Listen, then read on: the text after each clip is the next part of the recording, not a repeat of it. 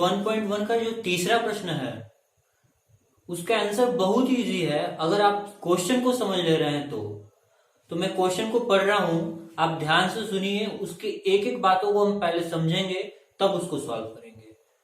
Question में हमें बताया गया है कि किसी परेड में 616 सदस्यों वाली एक सेना की टुकड़ी को 32 सदस्यों वाले एक सेना के बैंड के पीछे मार्च करनी है। दोनों समूहों को समान संख्या वाले स्तंभों में मार्च करना है।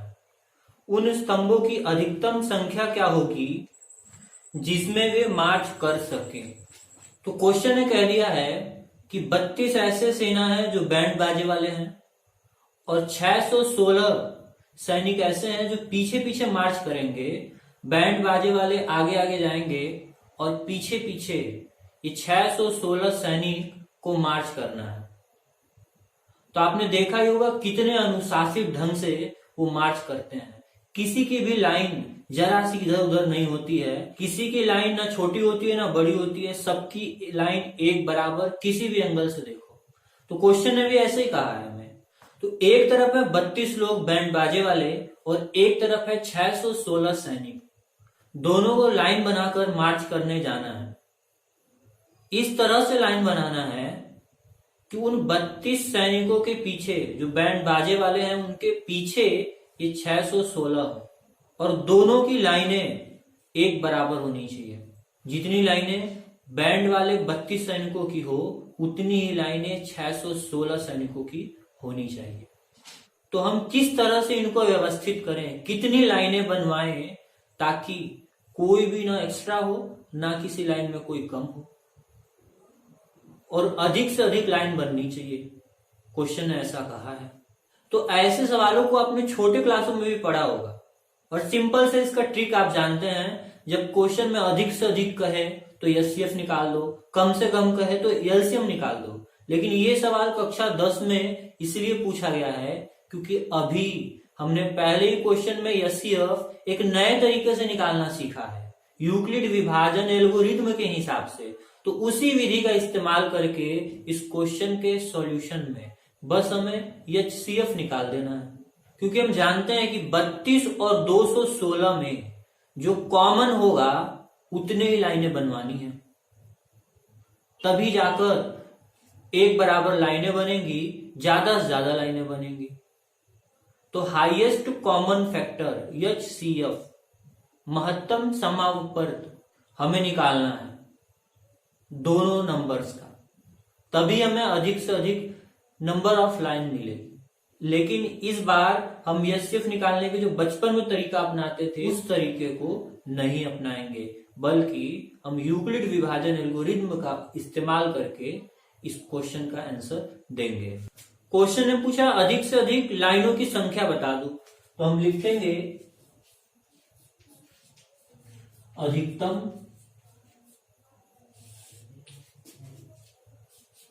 स्तंभों की संख्या बराबर एचसीएफ ऑफ 32 and 616। 32 का और 616 का एचसीएफ जो होगा वही अधिकतम स्तंभों की संख्या होगा। एचसीएफ हम किस विधि से निकालने जा रहे हैं, तो यूक्लिड विभाजन एल्गोरिथम से। तो हमने जाना था कि छोटे वाले नंबर को हम बाहर लिखते हैं और बड़े वाले नंबर को लिख लेते हैं अंदर, भाग देते हैं। यहां पे अगर हम 32 का 2 गुना करें तो 61 से बड़ा हो जाएगा, इसका मतलब एक बार में ही भाग जाएगा। तो यहाँ पे हम 32 से कम 32 लिख दें और घटा दें तो 11 में से 2 गया 9, 5 में से 3 गया तो 2, 6 को नीचे लिख लें। अब इस 3 के पहाड़े में 27 आएगा लगभग 9 बार में, मतलब 9 बार में भाग जा सकता है। तो 9 दूना 18 का 8 लिख लेंगे, हासिल 1 है, और 9 तिया 27 से 28। अगर घटा दें तो 16 में से 8 गया 8, 8 में से 8 गया 0 और 2 में से 2 गया 0, शेषफल बच गया 8। शेषफल 0 आना चाहिए। तो आगे एक स्टेप और है हमारा, तो उसके लिए हम यहाँ पे फिर से भाग देंगे और इस 32 को लाकर हमें अंदर लिखना होता है।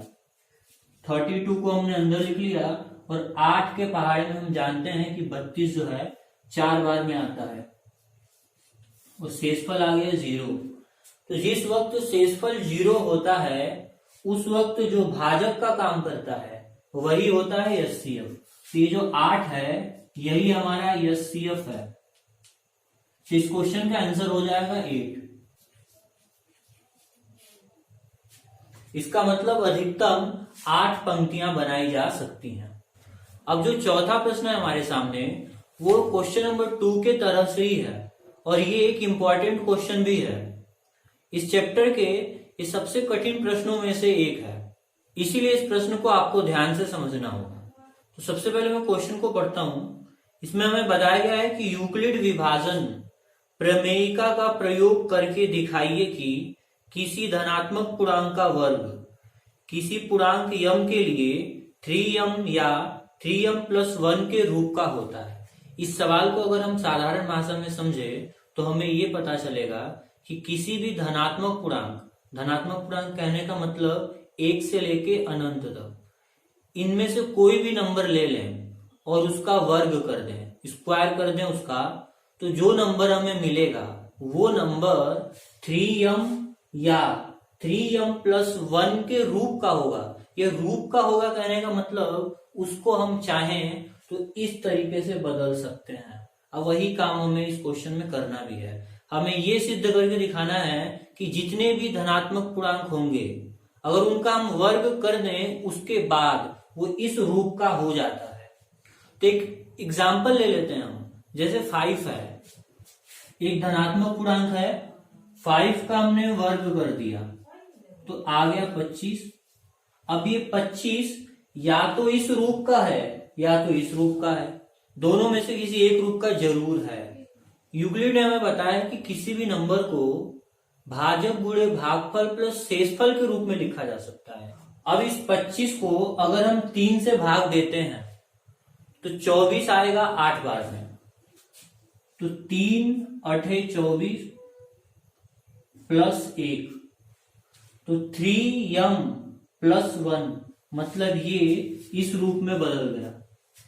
3m के जगह पे है एक पूर्णांक 8 है और 1 क्या है तो शेषफल है। ये भाजक भागफल और शेषफल। तो 25 को हमने 3m+1 के रूप में बदल लिया।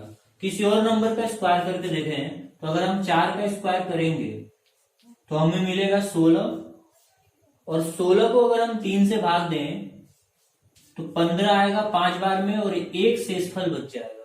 तो 3 पचे 15 और 15 एक 16, तो ये वाला नंबर भी इसी रूप में बदल गया। और कोई नंबर लेके देखें, अगर हम 3 का स्क्वायर करेंगे तो ये होगा 9 और इस 9 को अगर हम 3 से भाग देंगे तो 3 गुणे 3 होगा प्लस 0 होगा, तो 3m और उसका मतलब कुछ नहीं, तो ये बदला है 3m के रूप में। तो इस तरह से हम देख रहे हैं किसी भी नंबर का अगर हम स्क्वायर कर दें तो जो नंबर मिलेगा वो नंबर या तो 3m के रूप में होगा या तो 3m+1 के रूप में होगा। और इसी बात को हमें सिद्ध करना है। तो हमने तो यहाँ 3 एग्जाम्पल लेके बस इस बात को समझा है। सिद्ध कैसे करेंगे अब हम उस बात को जानते हैं। तो सिद्ध करने के लिए सबसे पहले हम उस धनात्मक पूर्णांक को a मान लेंगे। तो हमें लिखना होगा माना कोई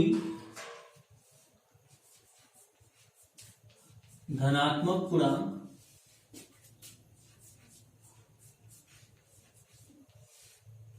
a है। नीचे लिखेंगे यूक्लिड विभाजन एल्गोरिथम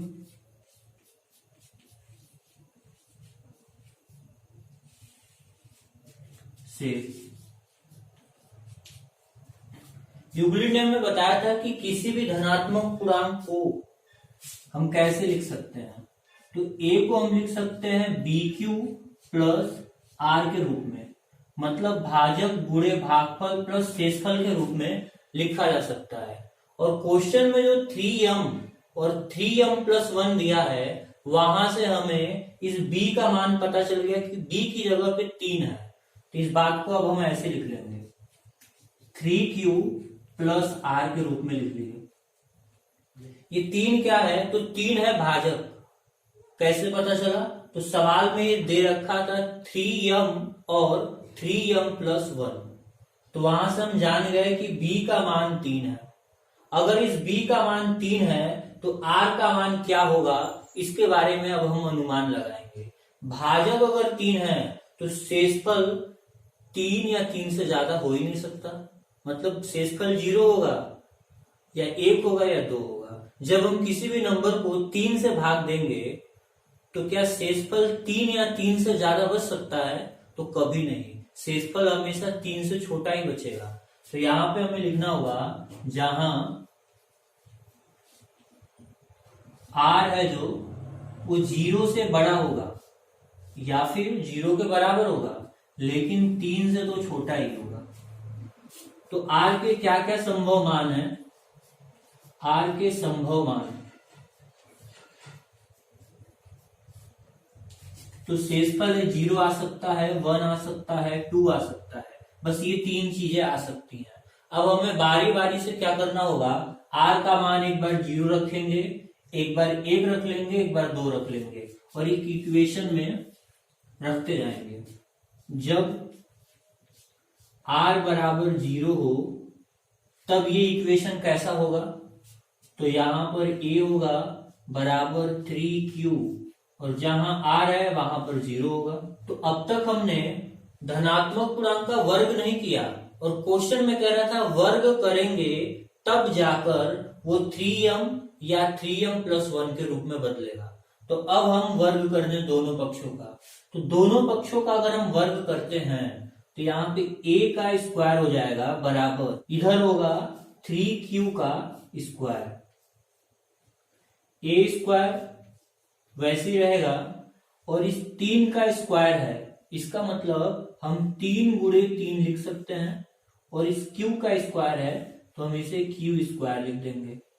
यहां पर ये 3q स्क्वायर क्या है, थोड़ा इसे हम समझें तो हमें पता चलेगा q तो यहाँ पे भागफल था और भागफल तो दशमलव में आ नहीं सकता क्योंकि शेषफल भी तो बच रहा है, तो शेषफल जब बच रहा है तो भागफल दशमलव में नहीं आ सकता। तो q एक पूर्णांक है, इस पूर्णांक में 3 का गुणा भी कर लेंगे तो भी ये जो नंबर हमें मिलेगा वो एक पूर्णांक ही तो होगा। तो इस बात को हम ऐसे भी लिख सकते हैं 3 × m1। ये m1 क्या है? तो m1 कोई ना कोई पूर्णांक होगा। सवाल में कह रखा था कि 3 × m के रूप का होगा, m क्या है? तो कोई भी पूर्णांक होगा, तो हमने m1 मान लिया। तो इस तरह से a स्क्वायर 3 × m 3m के रूप का बदल गया। अब हमें सेकेंड कंडीशन देखनी है। हमने शेषफल को 0 माना था, अगर शेषफल 1 हो तब क्या होगा, अब इस बात को हमें जानना है। तो इस समीकरण में जहां r है वहां पे हम रख लेंगे 1। अब करेंगे वर्ग, दोनों पक्षों का वर्ग करना है। तो a का स्क्वायर, इधर वर्ग करते समय हमें पहले ब्रैकेट लगा लेना होगा, उसके बाद सबका होल स्क्वायर करेंगे। a स्क्वायर वैसे ही है, यहां पर a + b का जो फार्मूला हम पढ़े थे क्लास 9th में, उसी a + b के फार्मूले से इसे प्रसार करेंगे। ये a का काम करेगा, ये b का काम करेगा। तो सबसे पहले a का स्क्वायर कर ले, फिर 2ab लिखना है, तो 2 हमने लिख लिया, a लिख लिया और b को भी हमने लिख लिया, प्लस b का स्क्वायर। अब 3 का अगर स्क्वायर कर दें तो 9 होगा, q स्क्वायर प्लस 2 का 3 में गुणा कर लें तो 6q प्लस 1 का स्क्वायर 1। यहां पे इन दोनों में हमें 3 कॉमन दिख रहा है, तो 3 को हम कॉमन कर लेंगे। तो 9 में से 3 कॉमन करने पर 3 बचा है, क्यू स्क्वायर बचा है प्लस 6 में से 3 कॉमन करने पर 2 बचा है और क्यू बचा है। इसमें से तो हमने कॉमन किया नहीं था तो ब्रैकेट यहीं पे बंद हो जाएगा। उसके बाद हम 1 लिखेंगे तो ए स्क्वायर को हमने इस रूप में बदल लिया। यहाँ पे 3 है और ये जो ब्रैकेट में जितनी बातें हैं वो कोई ना कोई तो पूर्णांक है, तो वहां पे हमें m2 लिखना होगा। तो अब इसे हम लिख लेंगे 3m2 प्लस 1। जो ये ब्रैकेट था इसकी जगह पे हमने m2 लिखा है क्योंकि ये एक पूर्णांक है जिसको हम m2 से दिखा रहे हैं। तो शेषफल को 1 लेने पर ये 3m प्लस 1 के रूप में बदल गया। अब तीसरा कंडीशन बचा है, अगर r का मान 2 होगा क्या तब ये 3m या 3m प्लस 1 के रूप में बदल पाएगा कि नहीं, इस बात को हमें जानना है। तो अब हम r का मान 2 रख लेंगे। तो जो ये समीकरण था इस r की जगह 2 लिखना है। तो a बराबर 3q प्लस 2। अब दोनों पक्षों का वर्ग करेंगे। वर्ग क्यों कर रहे हैं? क्योंकि इस क्वेश्चन में कहा था कि उस धनात्मक पूर्णांक का a का वर्ग 3m या 3m प्लस 1 के रूप का होगा, तो वर्ग तो हमें करना होगा। तो a का स्क्वायर कर दिए, इधर हम वर्ग करने से पहले ब्रैकेट लगा लेंगे और सबका एक साथ वर्ग करते हैं। a स्क्वायर बराबर 3q प्लस 2, मतलब ये a प्लस b का होल स्क्वायर है। a स्क्वायर की जगह पे 3q का स्क्वायर कर दें, 2ab